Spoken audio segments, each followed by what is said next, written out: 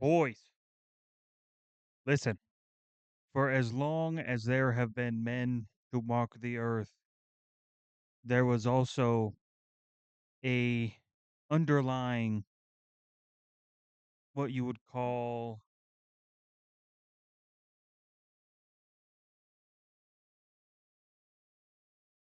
obsession. That obsession was with swords and axes and shields, spears, bows, guns, and nuclear warheads because we're men. And I have found a channel that is going to explain to us the nuance of why do men like swords. Let's begin. We've loved swords all throughout history, like thousands of years worth of history. While sure we like True. them because they're long and pointy and they stab things, there's got to be more to it than that, right? This is a rabbit hole that's been festering in my mind. Nope. Men are simple. Men are simple. You can add a sword to anything, and it's good. Charmin commercial. Give that bear a sword. It's now cool. Keanu Reeves in any context with a sword is cool. WWE. You give John Cena a sword. It's cool. Donald fucking Trump was literally sworn in with a sword at his presidential election celebration thing, whatever the fuck it was, I don't remember. But he had like this old saber style sword. It was fucking cool. Whether you like his politics or not, it was cool. Okay. I didn't vote, okay, because I don't like either of them. But I'm the first to admit that you add a sword to anything. It's cool. Since I started trying to write this video like over a year ago. But in order to Dude, look at understand a why men classic like swords, lightsaber. we need Hold up, hold up, hold up. We're gonna go back a second. We're gonna go back a second. to know. But in order to understand why men like swords, them because they're long and pointy and they stab things, there's got to be more to it than that, right? This is a rabbit hole. Look at this old school saber, bro. Long and pointy and they stab things, there's got to be more to it than that, right? This is Old ass lightsaber, bro. I remember these, dude. You know how many of these I probably broke and at the same time loved? a rabbit hole that's been festering in my mind since I started trying to write this video like over a year ago. But in order to understand why men like swords, we need to start at square one. See, I think about swords at least once a day. Whether it be the Romans building an empire, Anakin Skywalker defending the Republic, or even an unnamed warrior fighting to defend his honor. I know I'm not the only True. That fucking cinematic. Skywalker defending the Republic, or even an This cinematic went so fucking hard. I just wish the game was as good as the fucking cinematics for it are. The Elder Scrolls Online cinematics are nuts. unnamed warrior fighting to defend his honor. I know I'm not the only one, right? Please say you or your boyfriend does this too. But again, why? When does this start? Well, I think this is a fascination we develop in childhood, True. the good old formative years, the time of our lives when I would say used to. Nowadays, all the children listen to fucking Lululemon shit and fucking or not Lulu. What's that stupid thing that fucking kids are watching nowadays? Is that Coco Melon? That's what it is. That's Lululemon. Coco Melon and fucking whatever other brain rot fucking cartoons there are. Like back in the day. Oh god, this is the most boomer shit I've ever said. Back in my day, we watched Looney Tunes on Saturday night boomerang cartoons, and then you would probably catch Dragon Ball Z, but it was usually a rerun, so you'd have to watch the same episode 5 weeks in a row before they finally put out a new motherfucking episode. all the armchair therapists on TikTok say is the most important in molding who we become. A time where I was allowed to freely run around outside and hit things with sticks without being judged. At some point, every man has been a little boy. Everything around us was an True. adventure or property damage waiting to happen. While roaming Facts. through the woods or a park or a yard, we could find objects that were usually sticks to build grandiose stories around. And every Facts. kid had a different tale to tell. Some of us wanted to be leaders and kings, others Me and my buddy back in the day, up until we were like 10 years old, defeated the entire empire like 5 times over. Like we had blasters, we had lightsabers. Um, it was so fun. It was so fun. There's brilliant space warriors saving the day. That was me. And of course, having a heroic last stand crosses every young man's mind at least once, or twice, or constantly, usually in the shower. Despite the unlimited possibilities presented to us when we played pretend, we all were, in essence, doing the same thing. No matter where in the world you live or when, I'm sure you were drawn to a cool looking stick that you wanted to swing around at least once. As boys, we Facts. weren't making conscious decisions based on consequences. We just instinctively did that. Today, we focus so much on what makes us different, and we're always told as kids, at least here in America, that we are unique individuals. But this common fascination with swords is so cool because it ignores all of that. When we reach for that little wooden stick, there's no thoughts in our heads about morality and virtue until that sword hits your hand, and it becomes a weapon that could face down armies. You decide who you're True. protecting and who your enemy is, even if it's the hero. I always pretended I was a Jedi fighting in the Clone Wars who decided he was Facts. also Look a at bounty that hunter thing. because that made sense in my head. It didn't matter that being a bounty hunter conflicts with the Jedi code. I didn't understand that yet. And I think that's okay. When we're young, we can tell stories entirely unrestricted by realism, and that's cool. But that doesn't mean the swords we were swinging weren't real. I mean, just ask my brother's hands. Yikes. Zero regret about that, by the way. It's his fault for not being fast enough to dodge. If you grew up in the early Damn. 2000s, you remember these demonic but awesome, nearly indestructible lightsabers that, in hindsight, probably should not have been sold to kids. And as we grew and saw more movies, learned history, and read books, this love of swords was cemented more and more. All right, I'm guessing True. mostly dudes clicked on this video, but if you are a girlfriend, ask your man if he watched a movie with a sword in it as a kid. If there is anyone who didn't, they are lying. I myself went through a pretty intense Greek mythology phase, as I think a lot of kids did, because of this fella and these guys. Don't worry, I'll talk about him later. I think I speak for all of us when I say we wanted to imitate the characters who inspire us. Characters like Luke Skywalker, Percy Jackson, and Aragorn. True. If I had to say like what like swordsmanship was I like typically exposed to? Because like I didn't get into the medieval side of swordsmanship and warfare until I was in probably my late teens. Because before that, the only swordsmanship that I knew was from Star Wars, and it was very cool to see because like everybody like old head fucking Star Wars morons will always tell you that the fourth, fifth, and sixth movie are the best out of the trilogy because they're the originals that came beforehand. And I say, you're a stupid piece of shit. The only thing bad about the one, two, and three movies is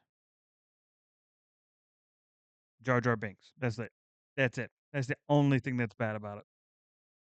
Because the amount of effort they put in for the choreography and the different characters and the updated fucking effects and graphics to match like such a intense universe is insane.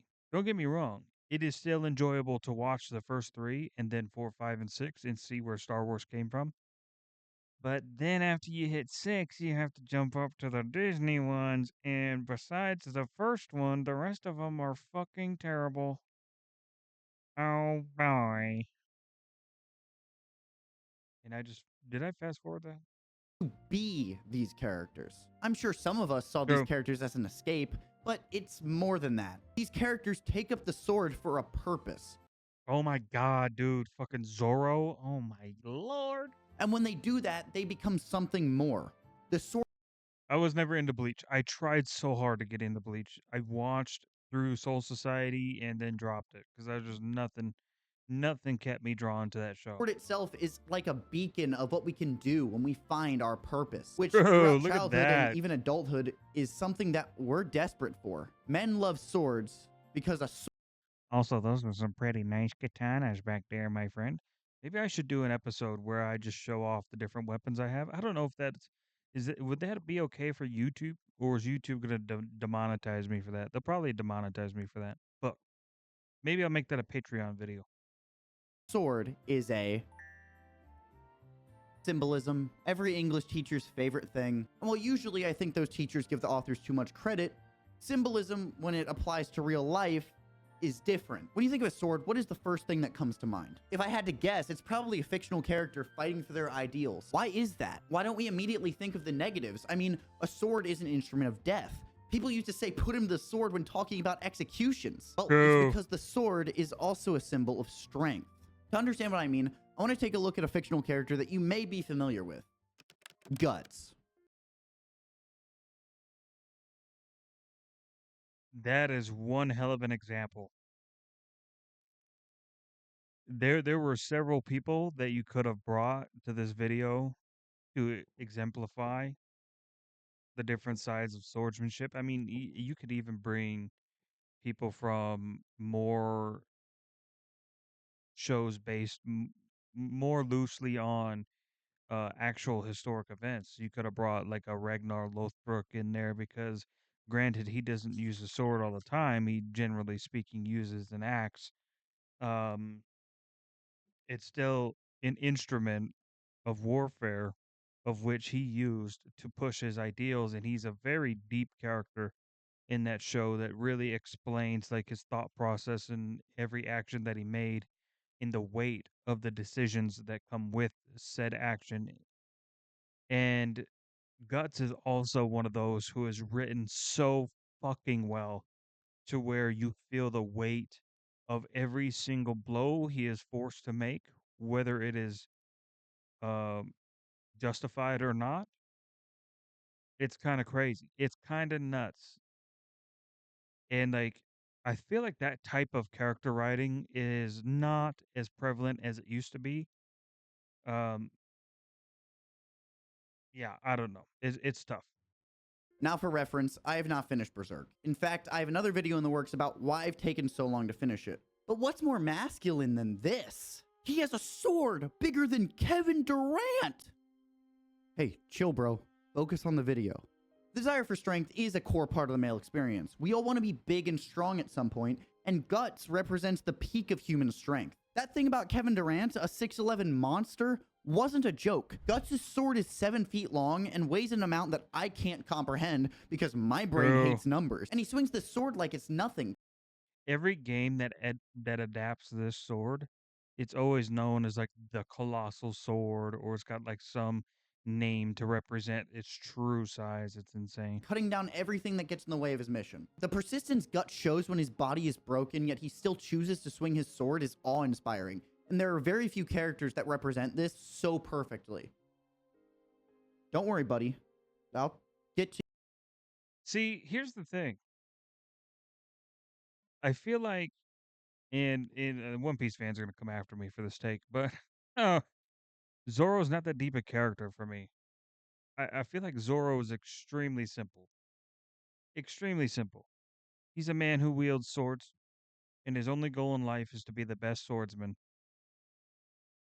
And granted, it is a good goal. It is a very surface level goal. Like, there's nothing like super, super deep in Zoro's character that really drives him forward and pushes a sort of morality onto the way that he uses his blades.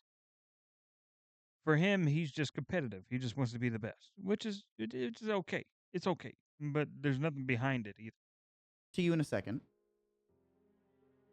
But the sword doesn't just symbolize physical strength, it represents emotional strength.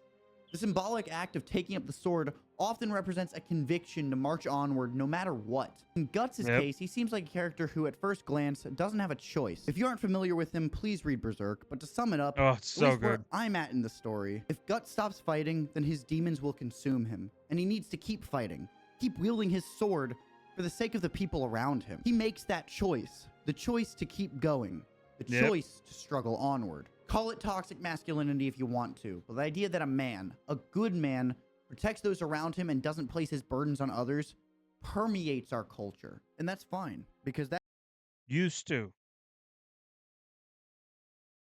Now that narrative, I believe, has been pushed away for so long that there's a lot of men who are conflicted about this and who even put their swords away buried that bitch and don't plan on pulling it back out anytime soon. Um, that type of that type of psychology for a human male is not good.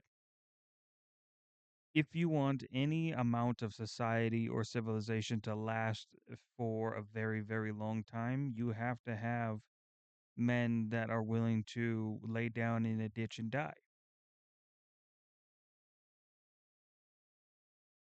That type of feeling is easy vibe check to figure out that that is not the case in many, many places in the world now. And it's kind of sad because that just shows you like how close as a society those specific places are ready to essentially just collapse under their own weight. That kind of strength is important. Of course, strength isn't the only thing that a sword symbolizes. A sword is a symbol of strength and Your power are different. Strength is physical and emotional. It almost always comes back to you. You are the center. Power is when you affect the world. Power is when you can assert yourself, your will. Throughout history, swords have been a symbol of nobility. A noble lord or king may learn the art of the sword not because it's the most effective option, but because of what it represents. If they wanted to be effective on the battle, yeah, swords back in the day, they used to be known as symbols. Like if you had a fancy sword, like you were the guy. You were that guy. Everybody knew you just as much as you by your name as they did by the hilt of your sword. They knew the minute they saw that sword, oh shit, what's going on? That's the type of weight that you carried around with you back in the day. You know, well established individuals had well established swords. And that's why you even had swords with like names that have surpassed time itself and continue to be popular. And for a good instance, Excalibur. Everybody knows Excalibur. Everybody knows that sword.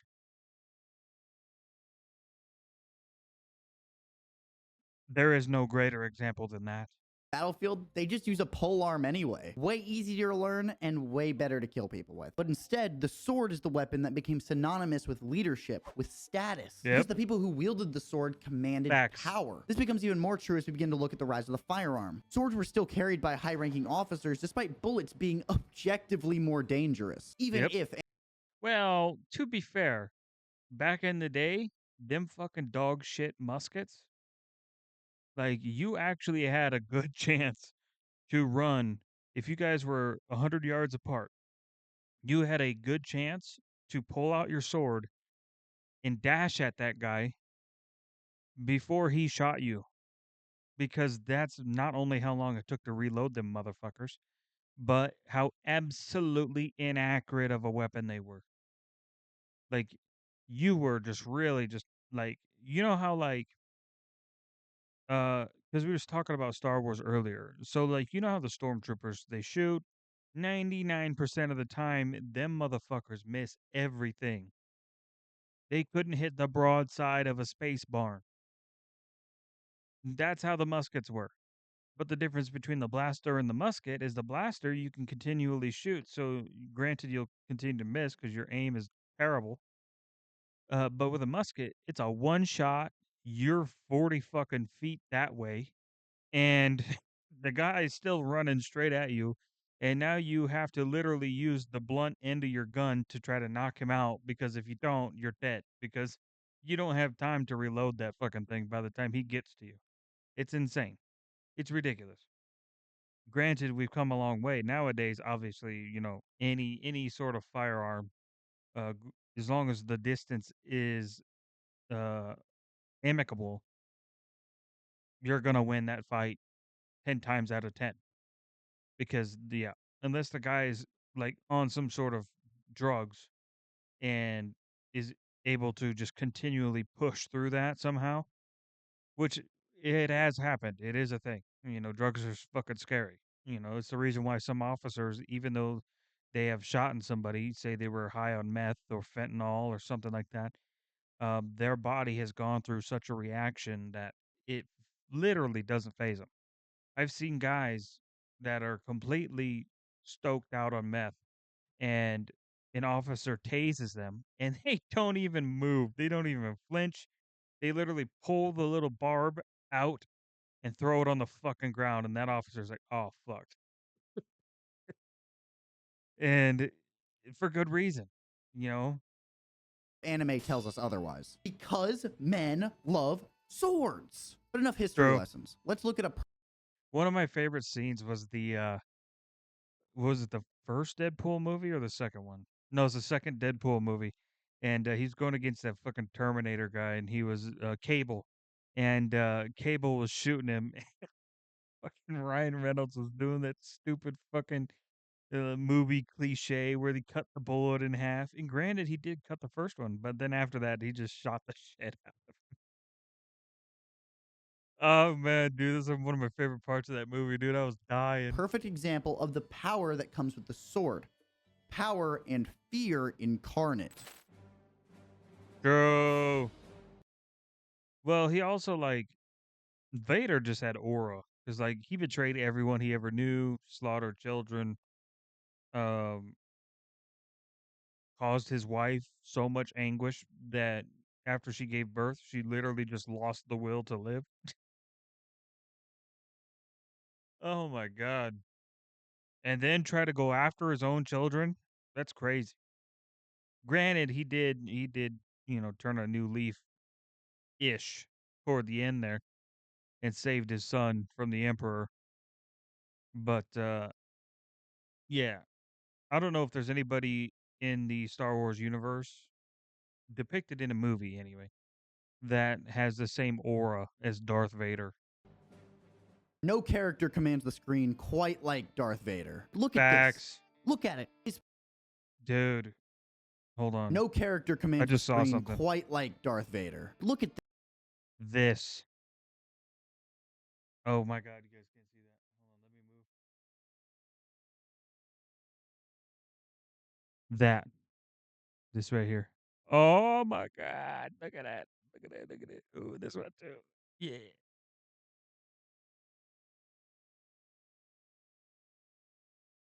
Sorry, just had to geek out for a second. this. Look at it. His presence, his Oh, the aura. There's aura. nothing quite like it. Vader I remember playing Force Force Unleashed fucking video game. Oh, what a fucking game, by the way. It's like a 10 out of 10 game for me. is the epitome of power.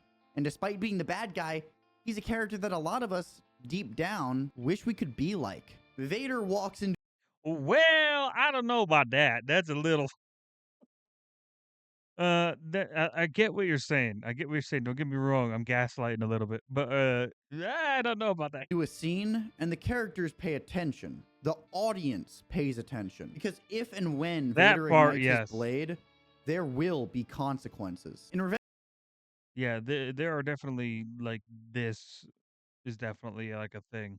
of the Sith, Vader becomes who he is because of the purpose he had in picking up his sword. Vader was desperate to protect the person he cared about most and believed he needed power to do it. And power is what he got, even if he failed. What have I done?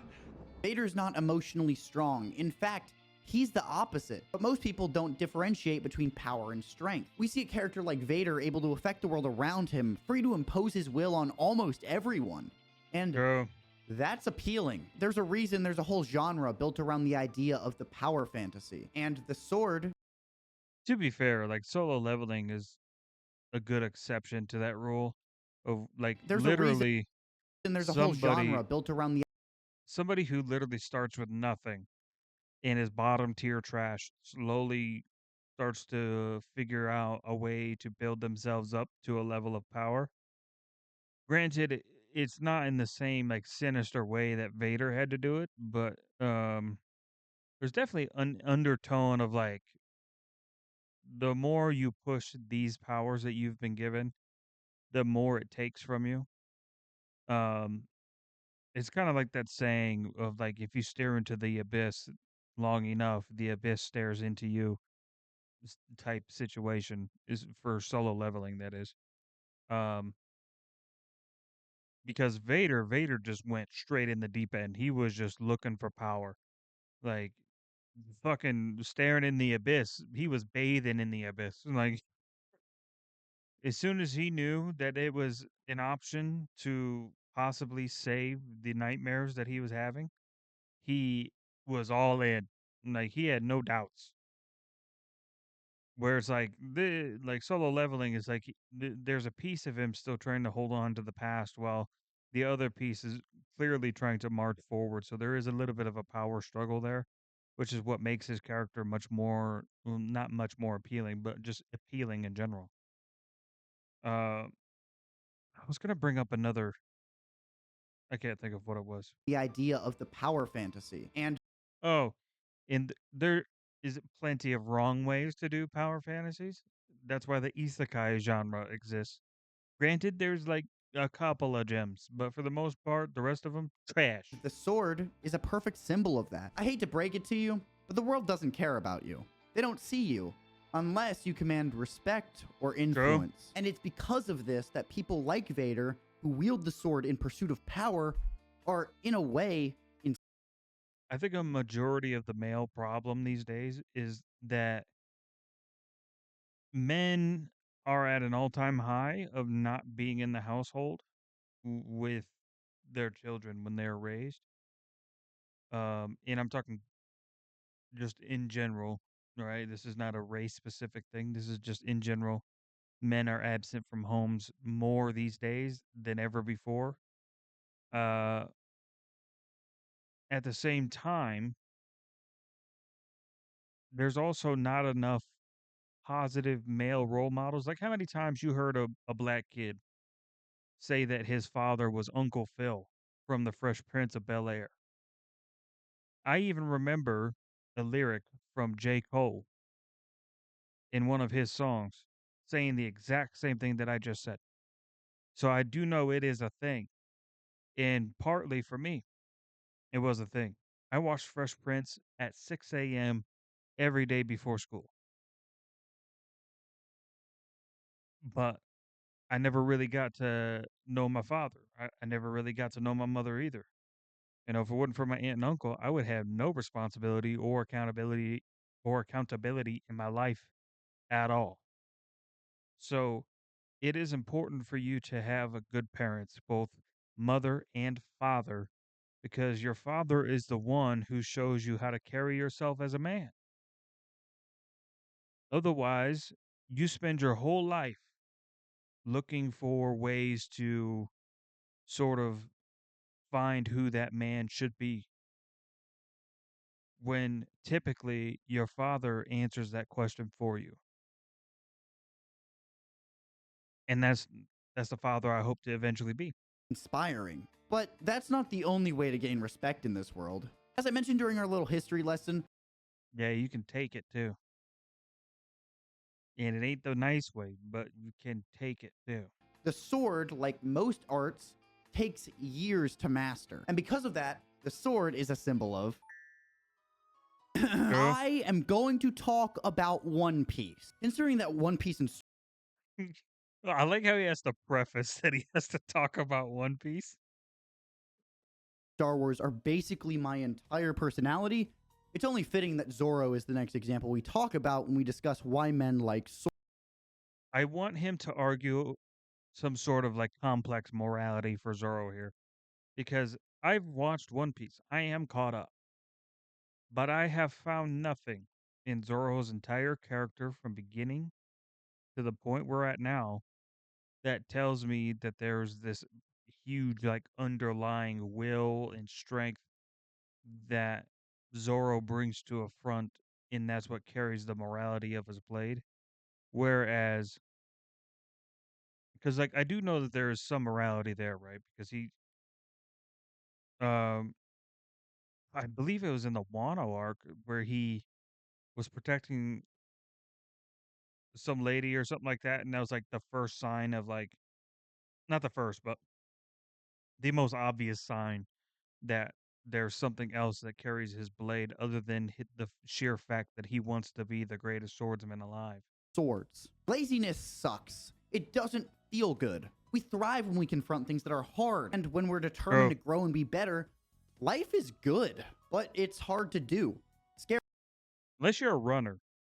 Like, if your whole personality is going for a 10K fucking sprinter every day, you're insane. I will admit, I'll be the first to admit, cardio, not my strong suit. Now, strength stuff, I love that shit. And I do get some stamina from trying to go above and beyond all the time with that. But it's not near the stamina as somebody who is just fucking getting that runner's high every day. Because I do remember that back in the day when I was still competing in different sports. And it wasn't really as big a factor until I got into MMA, and then that's when I was like, "Oh, I'm out of fucking shape." Jesus Christ. I have fucking retirees in here that haven't trained in like fucking 15 years that are outpacing me, and I just got here. I'm like fucking 20, 21, and these fucking fogies are here running me fucking dead. What the fuck? Very even. Failure is That terrifying. was a I mean, big it can reality even check, be man. paralyzing. The power of anxiety. But even then, we still jump out of our seats when we see people or characters work hard to attain their goals. And in fiction, the best True. examples of this are the sword masters themselves. That's why there's like such a like huge like complexity when you have like a good example of this. Granted, they're not swordsmen, but it's just an overall perfect example for what he's talking about here is Vegeta. Vegeta has trained his absolute fucking ass off to be relevant to the main character of Goku in that fucking show since his inception. Now, granted, in the beginning, he wanted to take the easy way out. That is true. But he faced the reality and he continues to absolutely train to his limits to be right up there with the MC of his show. Um, one thing that hasn't been kept up on that is Naruto and Sasuke. Because, like, if I'm Sasuke, right, and I get like he was supposed to be like the edgy character, right? But like, why didn't you get the ninja surgery done or the fucking medical surgery done so you can fucking be a true ninja? Like, why didn't he get a prosthetic arm like fucking Naruto does? And like, isn't it like chakra that like makes the arm work? Isn't that the whole dealio behind it? I don't know. I thought I- I'm pretty sure that's what it is. Like it was explained in Boruto, but I put that in the back of my mind so long ago. Characters who train their craft despite constantly getting ego checked and beaten down. Characters who have a True. goal. In Zoro's case, to be the strongest swordsman. Minor spoilers Yeah. for anyone who hasn't seen One Piece past episode 30. Skip to here if you want. Zoro sees how hard this path is almost immediately. He talks constantly about how he's almost at the top of the mountain, about how he's so close. And then the strongest shows up and almost kills him with a toothpick. After a defeat like that, True. almost anyone would give up. And a lot of people do, but not Zoro. The sword he wields won't That fight was so savage. Holy shit. let him. His sword, his purpose is too strong. Do you understand how motivating it is to see others succeed? This is just one of the few scenes that make people love this character. Zoro in particular is a guy who uses swords in a world where people can turn into dragons and literal light. And So one thing that I don't like, and this isn't a shot at Zoro, this is just a shot at Oda, because I do believe that his story writing falters a little bit sometimes, is that Zoro's powers do, or not powers, but just ability, does falter sometimes. Where it's like they're putting him in a position where like clearly they're setting him up, but in order to set him up, like I wish they just didn't have to make him look stupid half the time. Because like there's people that Zoro should have had no problem absolutely dog walking to then further a plot point that would have just been cooler if Zoro would have been challenged and they maybe pulled some fucking stunt to get away with it. Um yeah, I just that doesn't make that didn't make any fucking sense to me at all. Several times in the show where it was like, okay, Zoro was strong enough a long time ago and skilled enough to wound the MC of the show for life. And you're meaning to tell me that he can't handle this fucking bum in this new arc, whatever the fucking arc you want to choose? It's like, come on. What are we doing? What are we doing? And when 2 wasn't enough, he said, screw it, I'll use. Which is cool though, when he does go out like this and he fucking flexes like he did with the when he cut Kaido. And I'm just talking about Wano because it's like the most like fresh in my brain. Uh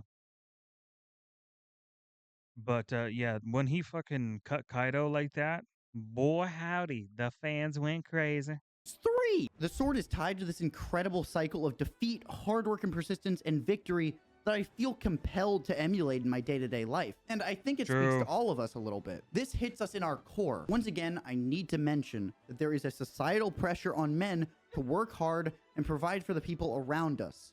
And You know what I wish he would have done in this video? I wish in this video he would have just like slowly started adding more swords to his frame as the video went along.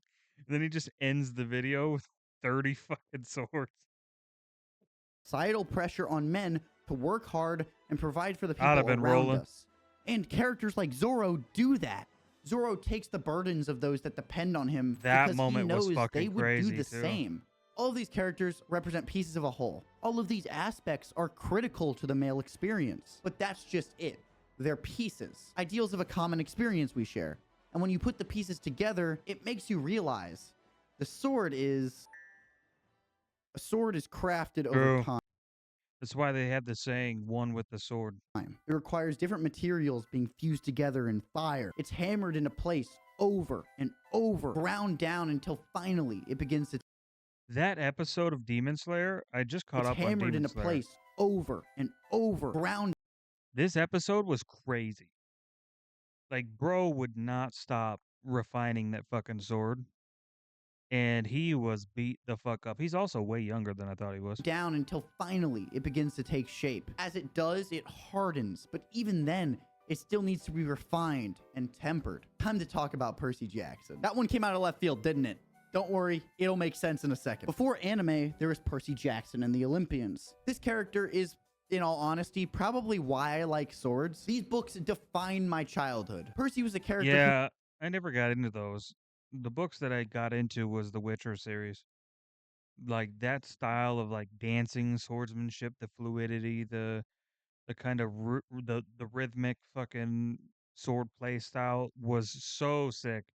And uh the way that CD Projekt Red took it and then kind of put their own spin on it and put it into the Witcher series of video games. Oh, who was built to be relatable to the so kids who excited read for about Witcher him. 4. He was ADHD, hated school, didn't fit in until he found friends that were like Oh my god, I didn't even think about that. If you have ADHD, martial arts is your best fucking friend. I'm telling you. him. And of course, he was a troublemaker because of it. The story of this kid who becomes a hero and the adventures this character went on with his sword Riptide, which was a pen that could become a sword, were so cool and thrilling that I would often imagine myself doing the same thing. Unlike a lot of the characters we talked about who hold a significant symbolic meaning of an ideal, Percy doesn't. He wasn't an ideal, not a representation of who I wanted to be. He was a character who I saw my current self in. And oddly enough, even though I'm like 3 times older now, I still do. He was an impatient kid who rose to responsibility when it was forced on him. And as he got older, he found his purpose to take up the sword. Wow, that sounds familiar. Almost like... At least he's got good examples. Ezio and Altair are fan favorite characters from I saw that Assassin's Creed symbol and I was worried for a second. Assassin's Creed because we get to understand their purpose in taking up the sword. We get to see these characters grow through hardship and come to realizations about the creed and even redefine what it means. I should probably explain the creed to anyone who isn't a hyper nerd like me. The creed these characters follow is simple. Stay your blade from the flesh of an innocent, hide in plain sight, and never compromise the Brotherhood. All of that, though, is usually boiled down to this: nothing is true, everything is permitted. These characters grapple with these 6 words and the meaning and irony of the creed throughout their journeys. And once again, these characters mimic the swords they wield. They're forged and tempered over and over again throughout their stories until they find who they are meant to be, until they come to their own understanding of those words. The assassins are neat to use for this metaphor because in a way, they are just swords in a crowd. Swords that fight for the innocent and protect the personal freedom of the people. Their purpose is strong, True. and I love that. The point I want to make in this section about symbolism is that the sword reflects its wielder.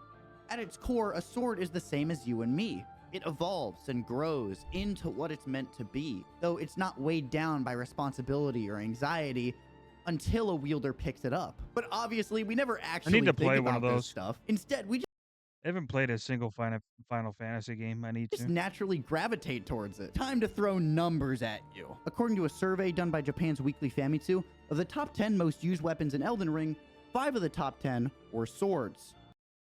I mean, that's just, to be fair, like swords are the most common weapon. 2 of the top Like every medieval or like era had their own sword. Like even the Viking times, like yeah, you had the bearded axe, right? But uh you also had a Danish sword. You also had um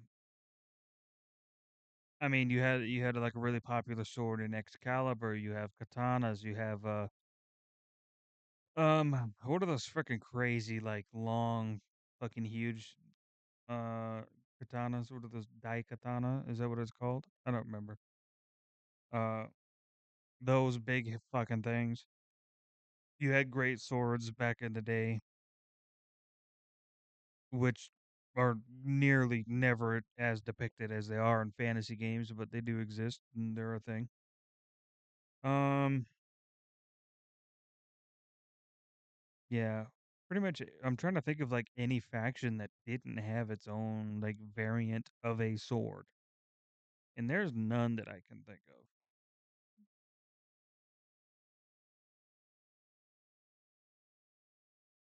Like maybe the Native Americans, because they had tomahawks, spears, bows. They had some dagger-like weapons, but I don't remember any Native American tribes with, from what I know anyway, with a full-on sword, like even a short sword. Yeah, I can't recall any.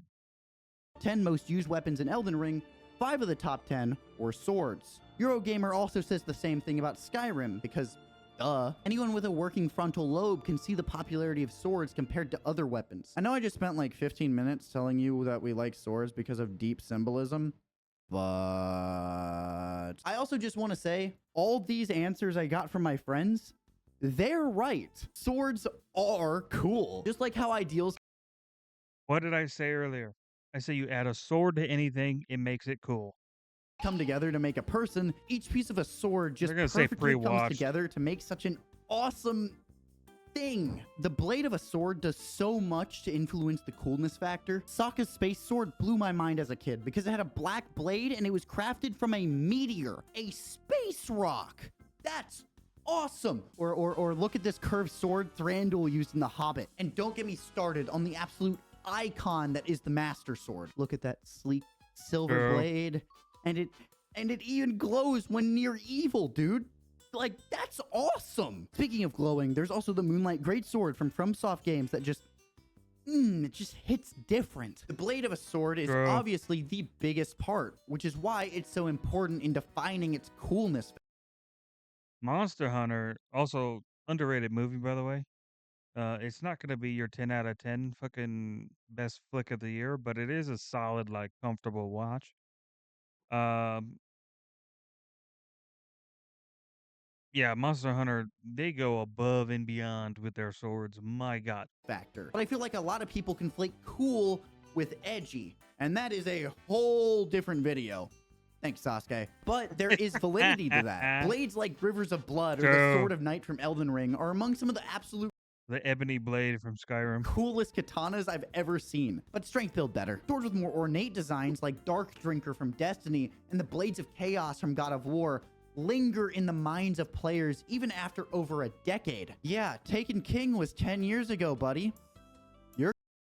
Are the blades of chaos considered swords? I mean, I guess. You're getting old.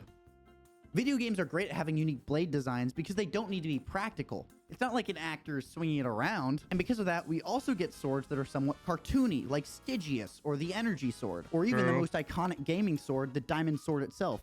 Don't ask questions. The Diamond Sword won't show up on the damn green screen. We even sometimes get blends of cartoony and edgy with things like Cloud's Buster Sword and the Lich King's Blade from WoW. It's obviously not just video True. games, though, where unrealistic but awesome swords can exist. In anime, sword blades can shine too, and this is where we really see a nice blend. Yoru keeps the black blade theme, but it has some other special flair we'll get to in a bit. Emiya's dual swords from Fate have this really cool yin-yang aesthetic that True. really sets them apart. And you can't forget about that one Facts. exists, but I think Excalibur Morgan, which is the evil one, is better. It's got these really cool red circles on a black blade that just scream coolness. Sword Art Online had this black blade I loved as a kid, but I still think this green one is just so much better. It really has just such a unique feel to it. I'd be committing a criminal act if I didn't mention Bleach in a video about swords, so I'm mentioning Bleach. Zangetsu, So I'm Zabimaru, mentioning Senbon Bleach. Sakura, Fire Sword, whose name I'll butcher, so I'm just not gonna. All of these are excellent examples of why men love swords. They're cool. True. If I keep going, this section is gonna be too long. Oh. Okay. But I need to give a final shout out to any of Finn's swords from Adventure Time. Magnificent. So despite me Only good thing about Adventure Time. I hated that show. rambling like a madman back there, the blade is only half of the coolness. A good hilt and pommel can really do something special for a sword. Every dude True. has a mental image of their sword, and they know what the hilt. Yeah, because like, I'll have to. Yeah, I gotta do a video on the different swords that I have, but you'll see like the swords that I use, like the katanas that I use, have a much simpler hilt. But then you can tell which ones are my wall hanger katanas because they got fucking dragons and shit. Looks like. My katana has a sapphire in the hilt and a silver dragon at the end of the handle that looks like the Ninjago fire sword. The best example of this is lightsabers. Yeah, I'm gonna lose my True. mind here. Obi-Wan's hilt especially is just chef's kiss. With the textured black and the One of the best features they had in the what was it, Jedi Survivor in Fallen Order was the ability to craft your own lightsaber. Oh, oh, it kept me playing that buggy shit ass game. It was not good. The game sucks. It's like well, I shouldn't say it like sucks because it's not like that bad, but it is pretty bad. It's like a teetering on decent good game. metal accents and the I don't know what you call them, but this stuff right here, like the that, yeah, and the almost royal aesthetic on Mace Windu's. Samuel Jackson cooked when he picked his lightsaber. To contrast it, the simplicity of Kit Fisto's and Qui-Gon's still have just so much charm. Qui-Gon's especially was my favorite as a kid, and God, I wish I still had that toy. It was the first one I got, and it was just One of the craziest ones was Count Dooku because his was curved and it was fucking nuts. And the way that he wheeled it mirrored the way that it was curved. Oh, thanks, the Dad. attention to You're detail. goated. Why did I point up? He's not dead. I'm not even going to Goated. talk about the absolutely perfect Luke Skywalker hilt, because if I do, I will be here for 30 minutes! If you think about it, lightsaber blades are kind of boring. Most of them are the same. No, not talking about you. Leave. The hilts, though. The hilts define these Yep, there it is. swords, and if they all look the same, I doubt we'd have the same level of love for them. There's a reason we fantasize about building one, and you can pay tons of money at Disney World to do it. Don't judge me. Outside of Star Wars, there's some great examples. That's too. crazy. Jon Snow's Longclaw from Game of Thrones is the first one to come to mind from Yes. recent pop culture. Dude, I'm so mad they killed off all the characters that I liked in that show. But a few from when I was young are Peter's sword from Narnia, and of course, Oh my god. Forgot about that movie. Yo, that was banging back in the day, you know? Godric Gryffindor's sword from Harry Potter. These hilts all perfectly represent their wielders with the pommel's iconography. Without them, they'd just be generic swords. But instead, John's music's sword hangs on banging. the back wall of the Big Bang Theory and is instantly recognizable. Yoru from One Piece True. stands out because of the overdesigned nature of the blade and the hilt coming together to make this, well, Homelander? It was perfect. Perfect. Everything, down to the last minute details. I can't stress enough that the Damn. design of a sword is crucial to its coolness level, and it's vital to why men love them. But there's one more thing that makes men like swords so much.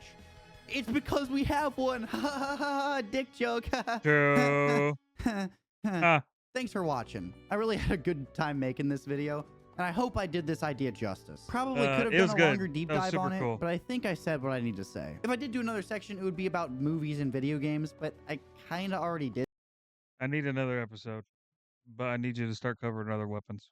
We just need to go down the list of like main weapons that people use. It's so sick. So sick. Obviously, the most popular and probably best in a lot of people's minds is going to be the sword. Like I said earlier, I am partial to the axe. I've always been partial to the axe. Blame my heritage. Lettuce eating walrus W video. Make sure you go to his channel, give him a sub, give him a like. I love that. Phenomenal video. We got other shit to get to. So, if you guys enjoyed, make sure you like, subscribe, comment on my video, and maybe I'll find some more of these. And I had a closing statement that I was going to make, but it is officially gone because all I'm thinking about is swords. So, have a wonderful rest of your day.